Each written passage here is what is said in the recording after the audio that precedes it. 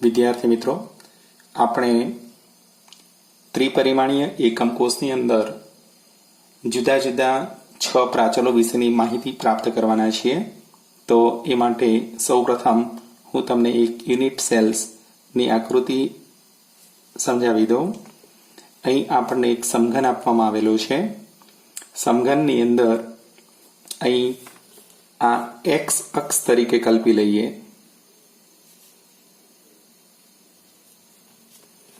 આ અક્ષ આપણે વાય અક્ષ તરીકે કલ્પી લઈએ અને આ અક્ષને આપણે ઝેડ અક્ષ તરીકે કલ્પી લઈએ તો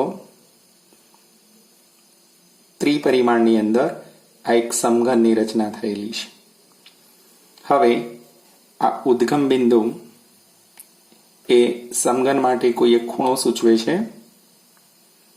આ ઉદ્ગમ બિંદુથી એક્સ અક્ષ ઉપર પ્રાપ્ત થયેલ આંતરછેદનું મૂલ્ય બી છે, જેને સમઘનની અંદર કોઈ એક ધારની લંબાઈ તરીકે ઓળખવામાં આવે છે. એ જ રીતે આ વાય અક્ષની દિશામાં આંતરછેદનું મૂલ્ય સી પ્રાપ્ત થયેલું છે. એ જ રીતે આ ઝેડ અક્ષની દિશામાં આંતરછેદનું મૂલ્ય એ પ્રાપ્ત થયેલું છે. અહીં એ, બી અને સી એ સમઘનની 3 ધારો સૂચવે છે. હવે અહીં આપણે XY સમતલ લઈએ, આ એક્સ અક્ષ અને આ વાય અક્ષ લઈએ તો આ XY સમતલની અંદર બી અને સી ધાર વચ્ચે રચાતા ખૂણાને આલ્ફા તરીકે ઓળખીએ. તે જ રીતે આ વાય અને ઝેડ સમતલની અંદર ધાર એ તેમજ સી વચ્ચે રચાતા કોણને બીટા તરીકે ઓળખીએ. તેમજ એક્સ અને ઝેડ વચ્ચે એક્સ અને ઝેડ દ્વારા બનેલું આ સમતલ છે, એની અંદર ધાર એ તેમજ ધાર બી વચ્ચે રચાતો કોણ એ ગેમા તરીકે કલ્પવામાં આવ્યો છે. મિત્રો, અહીં આપણે સમઘન લીધેલું છે, પરંતુ હવે આપણે જ્યારે જુદા જુદા પ્રકારની બ્રેવિસ લેટિસ રચનાઓ સમજવા જવાના છીએ ત્યારે અહીં દરેકે દરેક વખતે ધારની લંબાઈ એ, બી અને સી એ સમાન હોય અથવા ન પણ હોય. કોઈ 2 ધાર સમાન હોય, કોઈ વખતે 3 ધાર સમાન હોય, તો કેટલીક વખતે ધાર એ, બી અને સી ની કિંમતો પણ અલગ અલગ જોવા મળી શકે છે. મિત્રો, અહીં આલ્ફા, બીટા અને ગેમા જેવા ખૂણાઓ જે છે એ અહીં ભલે આપણે 90 ડિગ્રી કલ્પ્યા હોય સમઘન હોવાને લીધે, પણ બીજા પ્રકારની જ્યારે બ્રેવિસ લેટિસ રચનાઓ સમજવા જઈશું ત્યારે અહીં આલ્ફા, બીટા અને ગેમા 3 સમાન પણ હોઈ શકે. કોઈ 2 સમાન હોય, ત્રીજું અલગ પડતું હોય, અથવા તો 3 અલગ અલગ હોય. આમ આલ્ફા, બીટા અને ગેમાની કિંમતો એ 90 ડિગ્રી હોય પણ ખરા અથવા ન પણ હોય. આ બધી બાબતોને ધ્યાનમાં રાખીને આપણે ટોટલ 14 પ્રકારની બ્રેવિસ લેટિસ રચનાઓ સમજવા જવાના છીએ. એમાં મૂળભૂત 7 સ્ફટિક રચનાઓ પ્રાપ્ત થશે, પરંતુ આપણે અગાઉ શીખી ગયા છીએ તે અનુસાર આપણને ખબર છે કે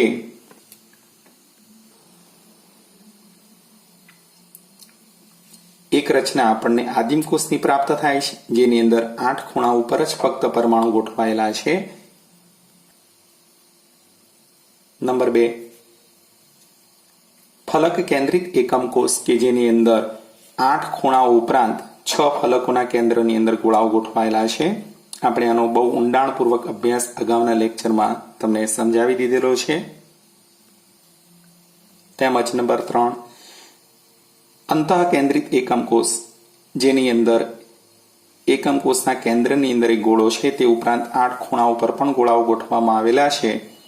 એની અંદર પણ પ્રતિ એકમ કોષ સ્થિત પરમાણુની સંખ્યા આપણે અગાઉ શીખી ચૂક્યા છીએ. આપણે એક અંત કેન્દ્રિત એકમ કોષ વિશેની માહિતી પણ પ્રાપ્ત કરેલી છે, એન્ડ સેન્ટર્ડ, જેને આપણે બેઝિક સેન્ટર્ડ યુનિટ સેલ તરીકે પણ ઓળખીએ છીએ, જેમાં ઉપરનું ફલક તેમજ નીચેનું ફલક આ બંને ફલકના કેન્દ્રોની અંદર પરમાણુ ગોઠવાયેલા હોય છે. તે ઉપરાંત 8 ખૂણા ઉપર પણ પરમાણુ ગોઠવાયેલા હોય છે, એની માહિતી પ્રાપ્ત કરી ચૂક્યા છીએ. હવે આદિમ કોષ, અંતઃકેન્દ્રિત એકમ કોષ, ફલક કેન્દ્રિત એકમ કોષ અને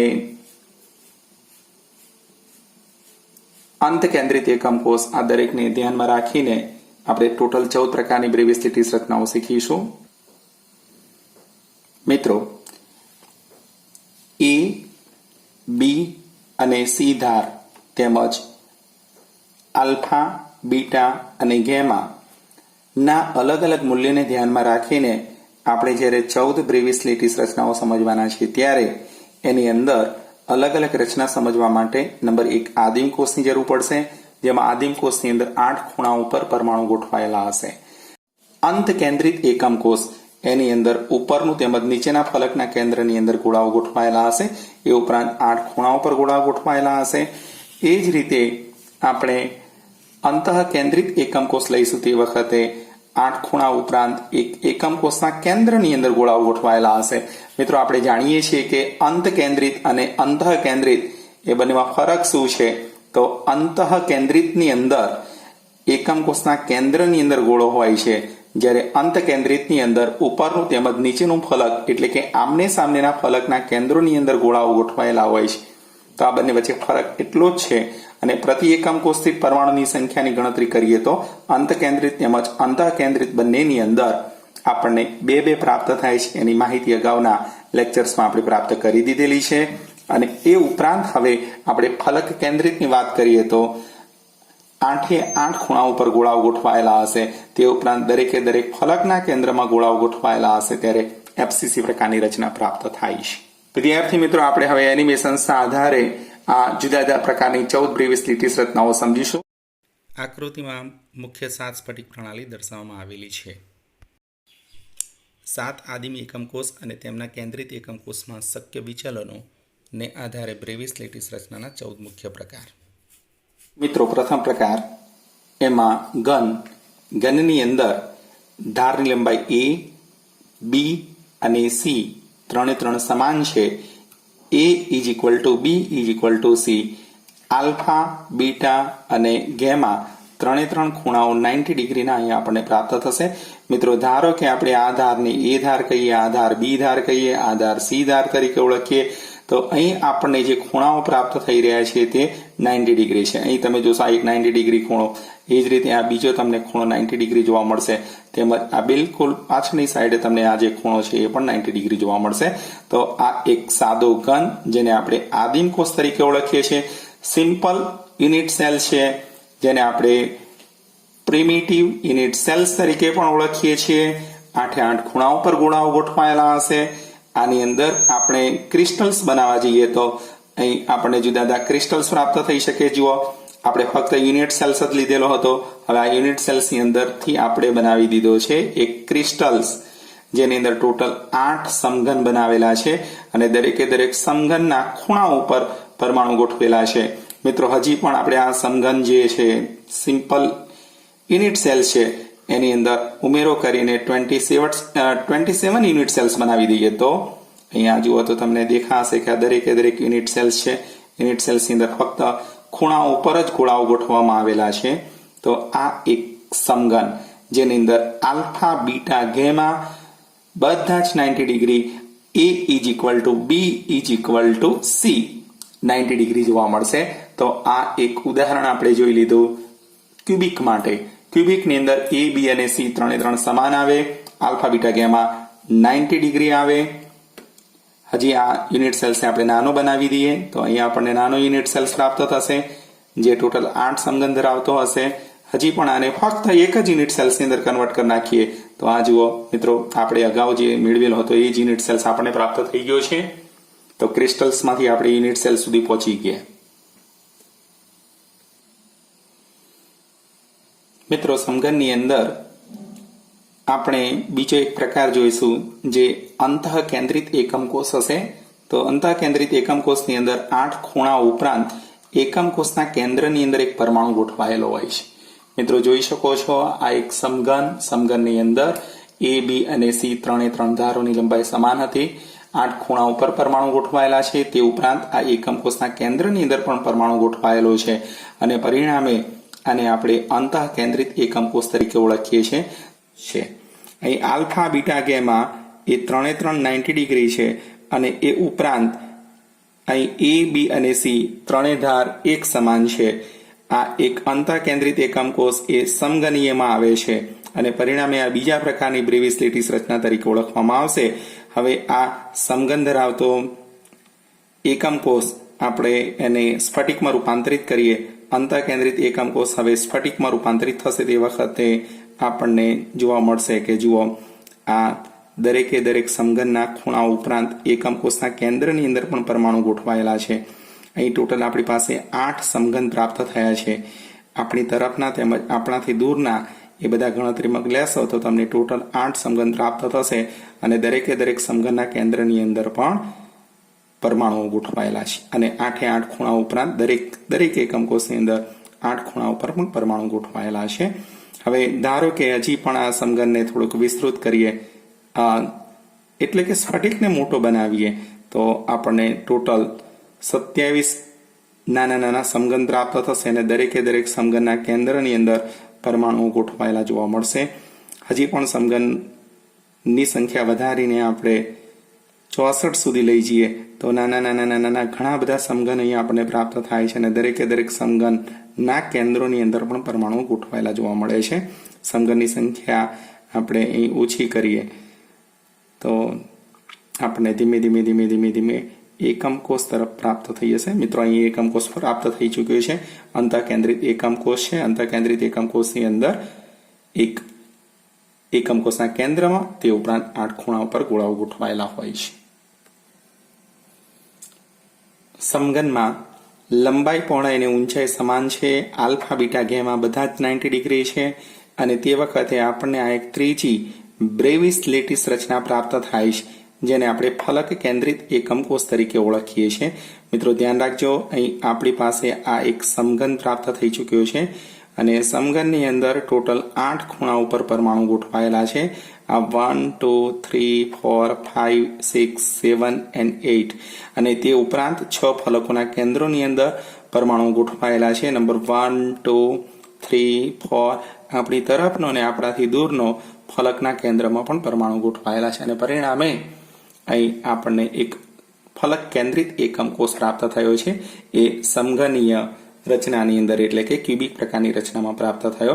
તો મિત્રો આપણે અહીં કહી શકીએ છીએ કે જ્યારે A = B = C અને આલ્ફા = બીટા = ગેમા = 90 ડિગ્રી હોય ત્યારે આપણને ટોટલ 3 પ્રકારની બ્રેવિસ લેટિસ રચનાઓ પ્રાપ્ત થઈ શકે છે. એમાં એક બ્રેવિસ લેટિસ રચના એટલે આદિમ કોષ, બીજી બ્રેવિસ લેટિસ રચના એટલે અંતઃકેન્દ્રિત એકમ કોષ અને આ ત્રીજી બ્રેવિસ લેટિસ રચના એટલે કે ફલક કેન્દ્રિત એકમ કોષ છે. હવે તેમના ઉદાહરણો આપણે ગણતરીમાં લઈએ તો એક ઉદાહરણ તરીકે કોપર લઈ શકાશે. કોપરની અંદર ફક્ત પરમાણુઓ જ ગોઠવાયેલા હોય છે. એ આદિમ કોષ જેવી રચના ધરાવે છે. જ્યારે આપણે ફલક કેન્દ્રિત એકમ કોષની વાત કરીએ તો આ FCC પ્રકારની રચના છે ત્યારે NaCl આપણે ગણતરીમાં લઈ શકીએ છીએ. Na+Cl- Na+Cl- એ રીતે ગણતરીમાં લેતા આપણને આખો આ ફલક કેન્દ્રિત એકમ કોષ પ્રાપ્ત થઈ શકે છે. અને મિત્રો ZnS લઈશું તો તે અંતઃકેન્દ્રિત પ્રકારનો હશે, આવું આપણે ધ્યાન રાખીશું. મિત્રો અહીં આપણે 3 ઘન લેટિસ જેમાં બધી જ બાજુની લંબાઈ સમાન, બધા જ ફલક વચ્ચેના ખૂણાઓ પણ સમાન, એનો મતલબ કે A = B = C અને આલ્ફા બીટા ગેમા = 90 ડિગ્રી હોય ત્યારે આપણને અહીં ટોટલ 3 પ્રકારની બ્રેવિસ લેટિસ રચનાઓ પ્રાપ્ત થઈ. એ પૈકી મિત્રો યાદ રાખી દેજો, અહીં A = B = C, therefore A = B = C હોય તો દરેકે દરેક માટે આપણે ધારની લંબાઈ એ લખી શકીએ છીએ. આદિમ કોષ પ્રાપ્ત થયો. નંબર 2 અંતઃકેન્દ્રિત એકમ કોષ. એની અંદર એકમ કોષના કેન્દ્રની અંદર પણ એક પરમાણુ ગોઠવાયેલો છે અને 8 ખૂણા ઉપર. અગાઉ આપણે એનિમેશન્સ દ્વારા શીખી ગયા. અને આ ત્રીજી એક રચના જે ફલક કેન્દ્રિત પ્રકારની ગણાય છે એની અંદર પણ 8 ખૂણા ઉપરાંત 6 ફલકના કેન્દ્રોની અંદર પરમાણુ ગોઠવાયેલા છે. આ બધાની સમજૂતી આપણે અગાઉ મેળવી લીધી. ઉદાહરણ તરીકે આદિમ કોષની અંદર કોપરના પરમાણુ લઈ શકાય. અંતઃકેન્દ્રિત માટે અહીં Zn2+ આયન તો આજુબાજુએ S-2 ગણતરીમાં લઈ શકાય અને અહીં આપણે ફલક કેન્દ્રિતની અંદર Na+ તો આ બાજુએ Cl- અહીં પાછો Na+Cl- એ રીતે આવશે. NaCl નું સ્ફટિક FCC પ્રકારની રચના ધરાવે છે. મિત્રો સ્ફટિક પ્રણાલી 2 એમાં ટેટ્રાગોનલ ચતુષ્કોણીય રચના, જેમાં ધારની લંબાઈ એ અને બી બંને સમાન હશે, પરંતુ એની ઊંચાઈ એટલે કે એલ સમાન નહીં હોય. મિત્રો ફરીથી ધ્યાન રાખજો, અહીં ટેટ્રાગોનલ પ્રકારની રચના છે. ટેટ્રાગોનલ પ્રકારની રચનાની અંદર આપણે આ એક ધાર, આ બીજી ધાર, આ ધારને એ કહીએ, આ ધારને બી કહીએ, તો એ ઇઝ ઇક્વલ ટુ બી છે, પણ અહીં સી એ કંઈક અંશે વધુ છે, અને માટે આ ટેટ્રાગોનલ પ્રકારની રચના બનશે, કારણ કે તેમાં આલ્ફા બીટા ગેમા 3 પણ 90 ડિગ્રી છે. Alpha beta gamma 90 degree, A is equal to B is not equal to C, માટે ટેટ્રાગોનલ પ્રકારની રચના આપે છે, જેને આપણે ચતુષ્કોણીય પ્રકારની રચના તરીકે પણ ઓળખીએ છીએ. મિત્રો અહીં ટેટ્રાગોનલની અંદર 8 ખૂણાઓ પર પરમાણુ ગોઠવાયેલા હોવાને કારણે તેને આપણે આદિમ કોષ તરીકે ઓળખીએ છીએ. મિત્રો ટેટ્રાગોનલમાં બીજો એક પ્રકાર, જેને આપણે અંતઃકેન્દ્રિત એકમ કોષ તરીકે ઓળખીએ છીએ. તો A is equal to B is not equal to C, alpha beta gamma is equal to 90 degree. તો આ એક બીજી બ્રેવિસ્લેટિસ રચના આપણને પ્રાપ્ત થઈ, જે અંતઃકેન્દ્રિત પ્રકારની છે. તમે જોઈ શકો છો કે એકમ કોષના કેન્દ્રની અંદર આપણને એક પરમાણુ પ્રાપ્ત થયેલો છે. જોઈ શકો, હવે સ્પષ્ટપણે દેખાય છે કે આ લંબાઈ, આ પહોળાઈ એક સમાન છે, પરંતુ આ ઊંચાઈ ઘણી બધી વધારે છે. બરાબર. તો A is equal to B is not equal to C, alpha beta gamma all of are 90 degree, એક એકમ કોષના કેન્દ્રની અંદર ગોળો, માટે અંતઃકેન્દ્રિત પ્રકારની પ્રણાલી. મિત્રો સ્ફટિક પ્રણાલીની અંદર આ ત્રીજો પ્રકાર, જેને આપણે ઓર્થોરોમ્બિક તરીકે ઓળખીએ છીએ, જેમાં ધારની લંબાઈ એ, બી અને સી 3 જુદા જુદા છે, અને આલ્ફા બીટા ગેમા બધા જ 90 ડિગ્રી જોવા મળે છે. આ 90 ડિગ્રી, આ પણ 90 ડિગ્રી, અહીં પણ 90 ડિગ્રી જોવા મળશે. તો અહીં બધા 90 ડિગ્રી આપણને પ્રાપ્ત થાય છે. આલ્ફા બીટા ગેમા બધા જ 90 ડિગ્રી, પણ A is not equal to B is not equal to C, અને તે વખતે આપણને ટોટલ 4 પ્રકારની સ્ફટિક પ્રણાલી પ્રાપ્ત થવાની છે. તે પૈકીની આ એક સ્ફટિક પ્રણાલી, જેને આપણે આ એક બ્રેવિસ્લેટિસ રચના, જેને આપણે આદિમ કોષ તરીકે ઓળખીએ છીએ. તો A is equal to B is not equal to B is not equal to C, alpha beta gamma બધા જ સમાન 90 ડિગ્રી, આદિમ કોષ. ઓર્થોરોમ્બિકની અંદર આ બીજી બ્રેવિસ્લેટિસ રચના, કે જેની અંદર લંબાઈ, પહોળાઈ, ઊંચાઈ સમાન નથી, પરંતુ આલ્ફા બીટા ગેમા 3 90 ડિગ્રી છે, અને અંતઃકેન્દ્રિત પ્રકારનો આ એકમ કોષ છે. મિત્રો અંતઃકેન્દ્રિત પ્રકારનો આ એકમ કોષ અહીં આપણે જોઈ શકીએ છીએ.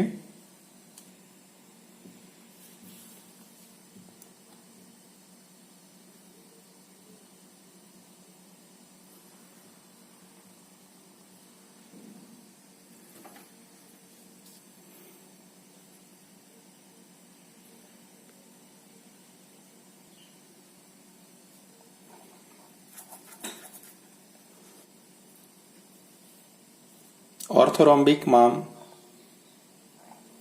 A is not equal to B is not equal to C, alpha beta gamma બધા 90 ડિગ્રી. અહીં આપણને અંતકેન્દ્રિત, જેને આપણે બેઝ સેન્ટર્ડ તરીકે પણ ઓળખીએ છીએ, આ એક બેઝ, આ બીજો બેઝ, આ બંને બેઝની અંદર સેન્ટર્ડની અંદર એક એક પરમાણુ ગોઠવાયેલા હશે. આ બેઝ સેન્ટર્ડ અથવા તો એન્ડ સેન્ટર્ડ અથવા તો અંતકેન્દ્રિત એકમ કોષ તરીકે ઓળખવામાં આવે છે. આલ્ફા બીટા ગેમા બધા 90 ડિગ્રી અહીં જોવા મળે છે. તો મિત્રો યાદ રાખજો, આ એક યુનિટ સેલ્સ છે. આપણે એને ક્રિસ્ટલમાં આપણે કન્વર્ટ કરી શકીએ છીએ. આપણે ટોટલ 8 એક યુનિટ સેલ્સ લઈ લઈએ. મિત્રો ધ્યાન રાખશો, અહીં ફક્ત ઉપરના તેમજ નીચેના ફલકના જ કેન્દ્રમાં પરમાણુ ગોઠવાયેલા હોય છે. એટલે તમે જોશો તો આ ઊભા કોલમની અંદર પરમાણુ ગોઠવાયેલા હશે, પણ આજુબાજુનું આ ફલક, આ બાજુના ફલકો ઉપર કોઈ પણ જગ્યાએ એમના કેન્દ્રોમાં ગોળાઓ ગોઠવાયેલા નહીં હોય. ઉપરનો ફલક તેમજ નીચેના ફલકના કેન્દ્રમાં પરમાણુ ગોઠવાઈને આખી રચના પ્રાપ્ત થતી હોય છે. તો આ રચના જે આપણને પ્રાપ્ત થઈ તેને આપણે શું કહીશું? તો એને આપણે કહી દઈશું એન્ડ સેન્ટર્ડ અથવા તો અંત કેન્દ્રિત અથવા તો બેઝ સેન્ટર્ડ યુનિટ સેલ્સ તરીકે ઓળખીએ છીએ એ ક્રિસ્ટલ આપણને પ્રાપ્ત થયું. ફરીથી પાછા એને યુનિટ સેલમાં કન્વર્ટ કરી નાખીએ તો મિત્રો હવે તમને ખબર પડી ગઈ હશે કે આ ઉપર નીચેના ફલકના કેન્દ્રની અંદર જ પરમાણુ ગોઠવાયેલા હોય, બાકીના 4 ફલકના કેન્દ્રમાં પરમાણુ ગોઠવાયેલા હોતા નથી. તો આ એક પ્રકાર આપણને પ્રાપ્ત થયો છે તે ઓર્થોરોમ્બિક છે. ઓર્થોરોમ્બિકની અંદર A is not equal to B is not equal to C, alpha beta gamma is equal to 90 degree. હવે એક ચોથો પ્રકાર આપણે જોવા જઈ રહ્યા છીએ face centred unit cells. Face centred unit સેલ્સની અંદર અહીં દરેકે દરેક ફલકના કેન્દ્રમાં પરમાણુ ગોઠવાયેલા છે. આ ફલકના કેન્દ્રમાં અહીંયા પરમાણુ, એ જ રીતે અહીંયા આ નીચેના ફલકના કેન્દ્રમાં, પાછળના આપણી તરફના ફલકના કેન્દ્રમાં, એમ આ એક એફસીસી પ્રકારની રચના આપણને પ્રાપ્ત થઈ. પણ અહીં આલ્ફા બીટા ગેમા બધા જ 90 ડિગ્રી, પણ A is not equal to B is not equal to C છે અને માટે તેને આપણે ઓર્થોરોમ્બિકની અંદર ગણતરીમાં લઈએ છીએ. તો મિત્રો ધ્યાન રાખજો, આપણે ઓર્થોરોમ્બિકની અંદર ટોટલ 4 પ્રકારની સ્ફટિક પ્રણાલી પ્રાપ્ત થઈ શકે છે. બ્રેવિસ લેટિસ રચનાઓ પ્રાપ્ત થઈ શકે છે. 4 પ્રકારની રચનાઓની અંદર એક આદિમ કોષ, નંબર 2 અંતઃ કેન્દ્રિત એકમ કોષ, નંબર 3 ફલક કેન્દ્રિત એકમ કોષ અને નંબર 4 અંત કેન્દ્રિત એકમ કોષ, જેની અંદર rhombic sulphur, potassium nitrate, barium sulphate જેવા કેટલાક ઉદાહરણોનો આપણે ઉપયોગ કરી શકીએ છીએ. સ્ફટિક પ્રણાલી 4 જેને આપણે રોમ્બોહેડ્રલ અથવા તો ત્રિકોણીય સ્ફટિક પ્રણાલી તરીકે ઓળખીએ છીએ એની વાત કરીશું. તો મિત્રો ધ્યાન રાખજો, અહીંયા A is equal to B is equal to C, એટલે કે 3 ધારની લંબાઈ એક સમાન છે. આ ધાર A, ધાર B, ધાર C, 3 ધારની લંબાઈ એક સમાન છે.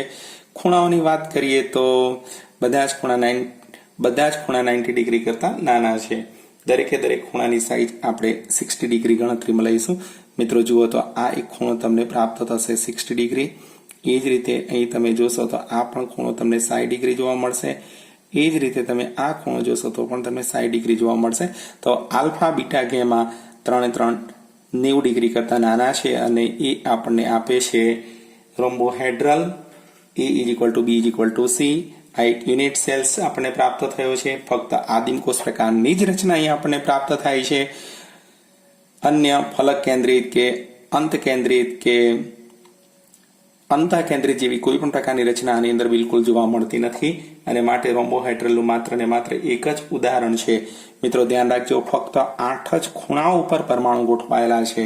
રોમ્બોહેડ્રલ છે. રોમ્બોહેડ્રલની અંદર A is equal to B is equal to C. Alpha beta gamma બધા જ 90 ડિગ્રી કરતા નાના, દરેકે દરેક એક સમાન. અહીં આપણે એવી રચના કરી કે જેમાં આલ્ફા બીટા ગેમા 60 ડિગ્રી પ્રાપ્ત થયેલા છે. મિત્રો તો હવે આને આપણે વધારે યુનિટ સેલ્સ ભેગા કરીને ક્રિસ્ટલમાં ફેરવી શકીએ છીએ. તો આપણને આ રીતનો ક્રિસ્ટલ પ્રાપ્ત થશે. આવો ક્રિસ્ટલ આપણને પ્રાપ્ત થશે. જોઈ શકો છો આ રીતનું ક્રિસ્ટલ આપણને મળે છે. મિત્રો આ રીતનું ક્રિસ્ટલ પ્રાપ્ત થશે. હજી વધારે આપણે ક્રિસ્ટલ્સ લઈએ તો આ રીતનું પ્રાપ્ત થઈ શકે રચના. હવે ધીમે ધીમે ક્રિસ્ટલ્સની અંદર યુનિટ સેલની સંખ્યા આપણે ઘટાડી દઈએ. આ તમે જોઈ શકો છો આ રીતની રચના આપણને પ્રાપ્ત થયેલી છે. ફક્ત ખૂણાઓ ઉપર જ પરમાણુ ગોઠવાયેલા છે અને કોઈ સ્થાન ઉપર પરમાણુ નથી ગોઠવાયા. જો આપણે યુનિટ સેલ્સ તરફ આવી ગયા.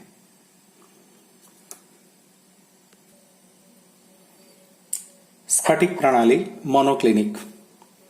મિત્રો મોનોક્લિનિકની અંદર ધારની લંબાઈ A, B અને C 3 અલગ અલગ પ્રકારની હશે અને માટે A is not equal to B is not equal to C આપણે ગણતરીમાં લઈશું. મિત્રો અહીં આપણને 2 એંગલ 90 ડિગ્રીના પ્રાપ્ત થવાના છે. ધારો કે આપણે આ સમતલ સાથેનો અંદરનો ખૂણો ગણતરીમાં લઈએ તો તે એક 90 ડિગ્રી પ્રાપ્ત થશે. આ બીજો ખૂણો 90 ડિગ્રી પ્રાપ્ત થશે, પણ આ ખૂણો 90 ડિગ્રી કરતા નાનો પ્રાપ્ત થશે. તો મિત્રો ધ્યાન રાખજો, હું અત્યારે હાલ તમને આ એક સમઘનની એક મોનોક્લિનિક સ્ફટિક પ્રણાલીની વાત કરી રહ્યો છે. ત્યારે આ સમતલની અંદર અહીં 90 ડિગ્રી છે. અહીં તમે જોશો તો આ ખૂણો તમને 90 ડિગ્રીનો પ્રાપ્ત થવાનો છે, પણ આ ખૂણો તમને 90 ડિગ્રી કરતા ઓછો પ્રાપ્ત થવાનો છે. તો 1 અને 2 ખૂણાઓ સમાન 90 ડિગ્રી, જ્યારે ત્રીજો ખૂણો 90 ડિગ્રી કરતા ઓછો હશે ત્યારે તમને મોનોક્લિનિક પ્રકારની સ્ફટિક પ્રણાલી પ્રાપ્ત થશે. મોનોક્લિનિક સલ્ફર તેમજ Na2SO4 10 mole of H2O. Monoclinic sulphur rhombic sulphur પૈકી મોનોક્લિનિક સલ્ફર એ મોનોક્લિનિક પ્રકારની સ્ફટિક પ્રણાલી ધરાવે છે. તેમજ sodium sulphate 10 mole of H2O એ એનું ઉદાહરણ છે. મોનોક્લિનિક યુનિટ સેલ્સની અંદર ઉદાહરણ તરીકે આપણે વાત કરી ચૂક્યા છીએ મોનોક્લિનિક સલ્ફર, પણ આ એક આદિમ કોષ પ્રકારની રચના ધરાવે છે. બીજો એક પ્રકાર પણ આપણે જોવાના છીએ જે એની અંદર જ આવશે, જે અંત કેન્દ્રિત હશે. મિત્રો, મોનોક્લિનિક સ્ફટિક પ્રણાલીમાં અંત કેન્દ્રિત બે આમને સામનેના છેડાઓ ઉપર પરમાણુ ગોઠવાયેલા છે. તે ઉપરાંત 8 ખૂણા પરમાણુ ગોઠવાયેલા છે. અહીં A is not equal to B is not equal to C, alpha, beta both are 90 degree, તો gamma is not equal to 90 degree એવું આપણે ગણતરીમાં લઈશું. તો આ એક રચના આપણને પ્રાપ્ત થઈ શકે છે, જે છે મોનોક્લિનિક Na2SO4 10 મોલ ઓફ H2O. તેની અંદર ઉદાહરણ ગણતરીમાં લઈ શકાય છે. મિત્રો, ટ્રાયક્લિનિકમાં ધારની લંબાઈ A, B અને C ત્રણે અલગ અલગ હશે. તે ઉપરાંત આલ્ફા, બીટા, ગેમા બધા જ 90 ડિગ્રી કરતા અલગ પડે છે. ધારની લંબાઈ A, B અને C ત્રણે અલગ અલગ તેમજ બધા જ બંધકોણ 90 ડિગ્રી કરતા અલગ છે. તમે જોઈ શકો છો, આ બધા જ બંધકોણ 90 ડિગ્રી કરતા અલગ જોવા મળશે અને પરિણામે કહી શકાય કે તે ટ્રાયક્લિનિક છે. અને ટ્રાયક્લિનિક એ સંપૂર્ણપણે અનિયમિત ભૌમિતિક આકાર ધરાવે છે. તેની અંદર પોટેશિયમ ડાયક્રોમેટ તેમજ copper sulphate 5 mall of H2O તેમજ ઓર્થોબોરિક એસિડ S3BO3 એ સ્ફટિકીકરણ પામે છે. મિત્રો, હેક્ઝાગોનલ સ્ફટિક પ્રણાલી, તેમાં સ્તર A, પાછું B સ્તર, પાછું A સ્તર અને ફરીથી પાછું B સ્તર, A સ્તર, B સ્તર, A સ્તર અને B સ્તર એ રીતે કન્ટિન્યુ આવતા રહેશે. સ્તર A તમે ચકાસશો તો એની અંદર હેક્ઝાગોનલ ટાઈપની રચના હશે. સ્તર A હેક્ઝાગોનલ ટાઈપની, બે હેક્ઝાગોનલ વચ્ચે એક ટ્રાયગોનલ એટલે કે ત્રિકોણ જેવી રચના આવશે. હવે અહીં આપણે એક હેક્ઝાગોનલની વાત કરતા હોઈએ ત્યારે આ ધારની લંબાઈ A, આ ધારની લંબાઈ B અને આ ધારની લંબાઈ C લેવામાં આવે તો A is equal to B is not equal to C. અહીં આ બંધકોણ 90 ડિગ્રી આવશે, અહીં બંધકોણ 90 ડિગ્રી આવશે, જ્યારે આ 120 ડિગ્રી આવશે.